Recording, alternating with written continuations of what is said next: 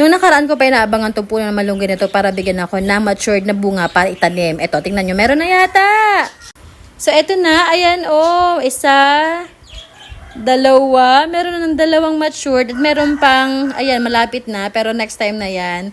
Tingnan nyo. Noong nakaraan, dito na ako kumuha ng bunga niya na panggulay. And of course, yung dahon niya na ginamit ko sa ating mga dishes. Kasi diba nagme-meal prepping ako. Medyo masukal lang tong punong malunggay na to kasi na medyo napabayaan. Pero okay lang, di ba? Nasa-serve yung purpose niya. So, harvestan na natin tong matured na bunga para maitanim na natin. Para in the future, meron tayo sarili natin puno ng malunggay. O, diba? Hindi ko akalaan na meron puno ng malunggay dito kasi hindi halata pag sa malayo kasi. And kahit na ganyan yung itsura ng kanyang puno, medyo masukal talaga, ang ganda pa rin ng mga dahon na binibigay niya at yung bunga. Ang sarap pa rin ang bunga nito.